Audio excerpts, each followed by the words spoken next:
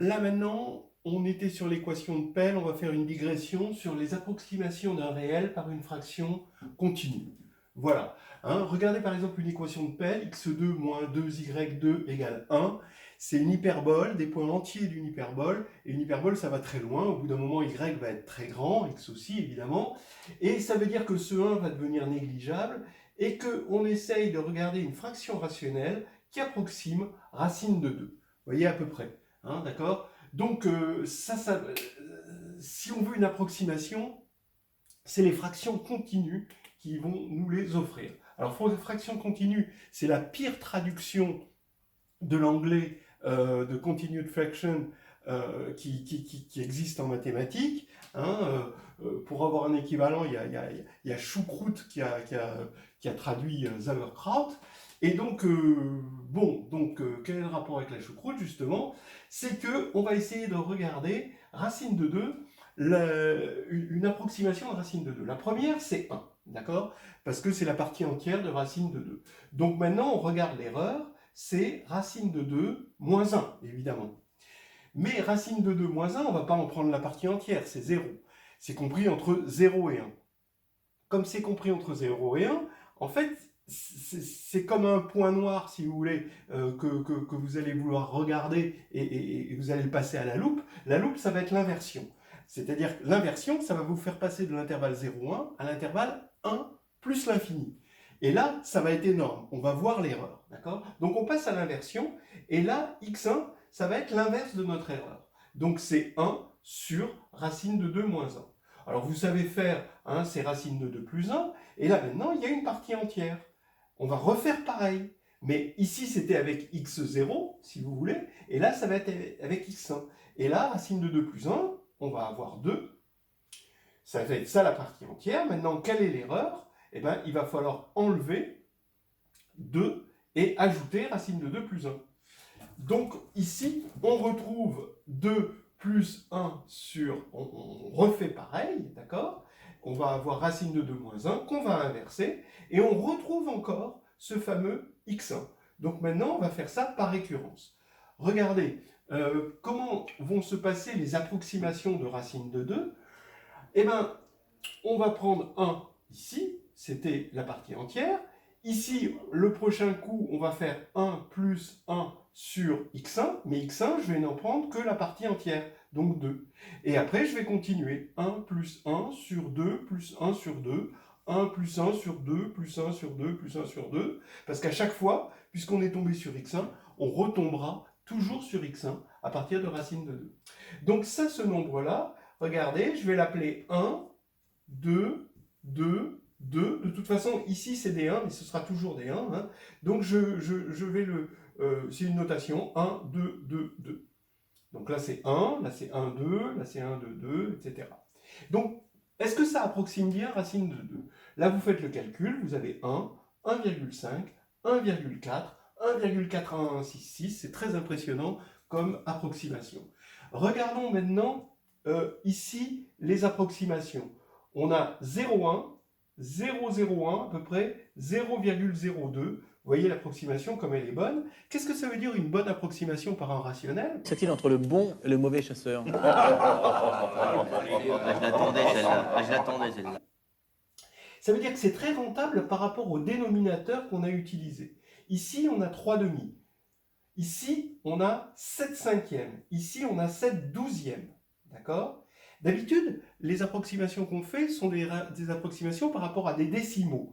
1, 1,4, 1,41, 1, de racine de 2. C'est-à-dire qu'ici, on a pris comme dénominateur 10. Pour la même approximation, vous voyez qu'ici, il a suffi de 2 et là 10 comme dénominateur.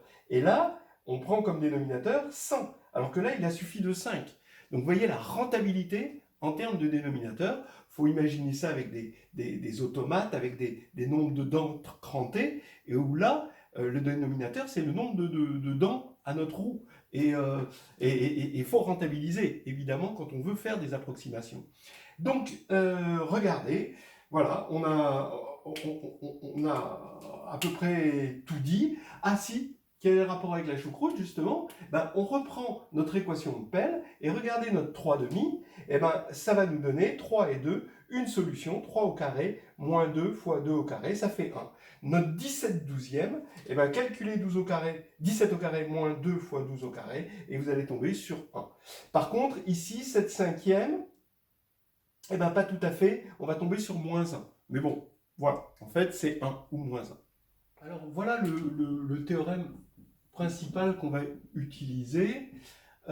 On part d'un rationnel, d'un irrationnel strictement positif, d'accord? Donc, il n'est pas rationnel. On va lui associer une suite AN, avec des AN qui sont tous, à part A0, hein. A0 peut être nul, mais tous les AN sont des entiers supérieurs à 1, voilà. Et maintenant, à ces AN, on associe ce qu'on appelle la fraction continue, qui devrait s'appeler fraction continuée, d'accord, parce que, voilà, et il n'y a pas de continuité, et ici c'est égal à, on l'écrit sous forme d'un quotient, avec un numérateur et un dénominateur, a priori, premier entre eux, d'accord, Hn sur Kn, et maintenant, donc là, à x, on a fini par associer un rationnel qui va être une approximation de x, et cette suite de rationnels, elle va tendre vers x. Ça va être ça, le théorème. Alors, comment on définit les AN? X0, c'est x par définition. AN, par récurrence, ce sera la partie entière inférieure donc, de xn. Donc ça c'est ce qui va être plus grand que 1, sauf pour A0, évidemment. Et xn, c'est par définition A indice n, d'accord? Donc ça va être l'approximation. Ça veut dire que ça va être entre 0 et 1, d'accord? Donc ça va être l'inverse d'un élément qui va être strictement supérieur à 1, que je vais appeler x indice n plus 1. C'est l'effet point noir à la loupe, d'accord? Et ici, j'ai inversé la formule, c'est xn plus 1 égale 1 sur xn moins an. Voilà. Par récurrence, vous voyez que xn, il est encore irrationnel, il est même supérieur à 1 maintenant, et il est irrationnel. Voilà. Alors on va l'écrire comme ça. Donc x0, ce sera A0 plus 1 sur A1 plus 1 sur A2, etc. jusqu'à... Mais à la fin, on met xn. Par contre, si ici je mets an, alors ce sera une approximation de x, d'accord? Et ce sera ce crochet-là qui est l'approximation rationnelle de x. Alors, pour montrer tout ça, d'abord un petit rappel sur ce qu'on appelle les homographies, l'action des homographies, on l'a déjà vu. Cette fraction rationnelle en x, on peut l'écrire de degré 1, on peut l'écrire sous cette forme, sous une forme matricielle. À quoi ça sert? C'est très pratique, parce que quand on va faire A'.x et A de A'.x, c'est comme si on faisait point x. Voilà. Ce qui revient, même si c'est quelque chose d'un petit peu plus géométriquement profond que ça revient à ce calcul-là. Quand vous faites la fraction rationnelle et la fraction rationnelle de la fraction rationnelle, alors vous tombez sur une fraction rationnelle encore de degré 1, où à seconde, d'accord, la matrice évidente à seconde, c'est A'. Alors, à quoi ça va nous servir ici? C'est qu'on n'a que des fractions rationnelles en x. Alors, regardez, comme la relation de récurrence, c'était xn égale an plus 1 sur xn plus 1, donc je l'écris sous cette forme-là, sous cette forme, c'est-à-dire que je dégage cette matrice-là, an 1, 1, 0, et xn, ça va être ça, point xn plus 1. Voilà. Donc, je vais noter rapidement Pn, cette matrice, qui est pour déterminant moins 1, elle est inversible évidemment, dans n même. Et donc, ça va faire que par récurrence, x0, ce sera P0.x1, mais x1, ce sera P1.x2, etc., etc. Et grâce à cette formule-là, on peut se ramener à un produit de matrice appliqué à xn. D'accord? Ça va être important. Et Maintenant, vous avez compris qu'on va poser M, N, cette matrice-là, le produit des PI, de sorte à ce que I0, X0 soit égal à Mn appliqué à Xn selon cette formule-là. Alors, un résultat très rapidement, Mn, cette fameuse matrice Mn telle que X0 c'est l'action homographique de Mn sur Xn, d'accord? Alors, ça peut s'écrire sous la forme, donc on se donne une suite Hn et Kn, on a une suite Hn et Kn ici, telle que Mn s'écrit Hn-Kn, Hn-1, Kn-1. Ce sont deux suites strictement positives, entières et strictement croissantes. Voilà.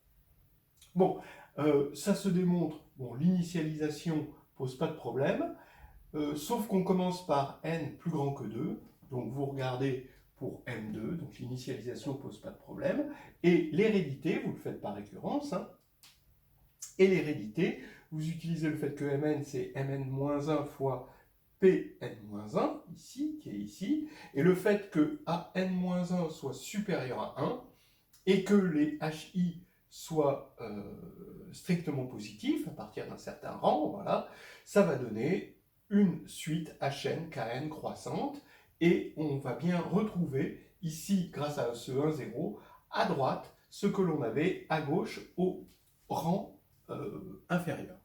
Voilà, donc on a cette suite Hn-Kn d'entier, strictement croissant, strictement positif, qui va donc tendre vers l'infini, hein, et dont le rapport va tendre vers le x de départ, ça va être nos approximations, ça va être important, hein, ces objets-là. Allez, on va montrer maintenant que Hn sur Kn tend bien vers x. On part de x0, c'est mn.xn, c'est ce qu'on avait déjà dit. Mn est de cette forme-là, avec les suites Hn et Kn strictement positives croissantes. Ici, on a le déterminant de Mn qui était moins 1 puissance n, voilà le déterminant. Et tout de suite, d'après Bezout, on voit que Hn et Kn sont premiers entre eux. Hein, magnifique. Voilà. Donc maintenant, Xn... d'après la formule, vous voyez, vous pouvez inverser, vous multipliez, vous agissez par Mn-1 des deux côtés, et là, vous appliquez la formule, vous avez l'identité là, donc ça fait que Xn, c'est Mn-1.x0. Qu'est-ce que c'est que la matrice Mn-1? Ben, c'est une matrice de 2, vous savez l'inverser, il faut diviser par le déterminant, voilà le déterminant, et il faut échanger ça, opposer là, d'accord? Ici, il faut mettre un moins, d'accord? Et donc, ça va nous faire exactement cette formule-là, parce que je vous rappelle que moins 1 puissance n, il va se répandre partout, donc en fait, il va s'éliminer entre en haut et en bas. Donc, il a disparu dans cette formule-là. Donc ici, on a xn qui est égal à ça, en fonction de x0, qui est x, je vous rappelle, d'accord? Donc, Xn, maintenant, on sait qu'il est strictement plus grand que 1, hein, par récurrence, hein, parce que c'était des inverses d'approximation entière. Et ici, on en déduit, ici, que la suite Knx moins Hn, en valeur absolue, d'accord, est strictement décroissante. Donc, elle est majorée, forcément, puisqu'elle est strictement décroissante. C'est toujours strictement supérieur à 0, parce que ça, c'est des entiers, et ça, c'est un irrationnel. Et maintenant, en divisant par Kn, eh ben, je vois que j'ai x moins Hn sur Kn, donc ici, mon approximation rationnelle, qui est strictement inférieure à grand K sur K puissance n.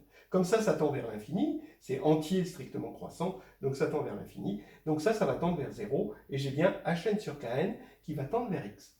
Maintenant, pour la qualité qu'on avait vu, la qualité de l'approximation, je vous fais remarquer que Hn sur Kn comme suite, c'est la série Hn sur Kn moins Hn moins 1 sur Kn moins 1, d'accord? Et si vous divisez ici par Kn, Kn moins 1, vous avez que c'est moins 1 puissance n sur Kn, Kn moins 1. C'est-à-dire que ça va être une série, ça va être une série alternée avec la décroissance, le critère d'Abel, et on sait que le reste, il est petit, et ça va être un majorant du reste de notre série, donc finalement de notre suite Hn sur Kn. Donc vous voyez que le reste est en 1 sur K carré, et donc c'est pour ça qu'il y a une excellente rentabilité entre l'utilisation du dénominateur et l'approximation du réel. Voyez, donc ça va être une approximation en 1 sur K carré, ce qu'on avait constaté sur l'exemple de racine de 2. Maintenant, il reste encore un petit truc à voir, c'est que Hn sur Kn correspond bien au crochet des A0 jusqu'à n-1. Il reste à voir cet objet-là, A0 jusqu'à an-1, que je vous ai détaillé ici, avec la récurrence, en termes de fraction. Alors donc c'est finalement Pn-2, on part du bas, de point à n-1, ensuite on met Pn-3 dessus, jusqu'à P1, P0, d'accord, voilà ça, et c'est-à-dire que c'est Mn-1 point à n-1. Voilà, c'est ça, cet objet-là, c'est ça. Mais maintenant qu'on connaît Mn-1, on voit que ça s'écrit de cette manière-là, d'accord, par l'action et l'action homographique. Et ici, on avait vu par récurrence que ça c'était Hn et que ça c'était Kn. Donc cet objet-là, c'est-à-dire explicitement celui-ci, c'est bien égal à Hn sur Kn, dont on a montré qu'il tend très très bien vers x de façon quadratique. Voilà. Dire ça, Bon, c'est- ouais. ça se De toute façon, ça, c'est les questions à la con. Non,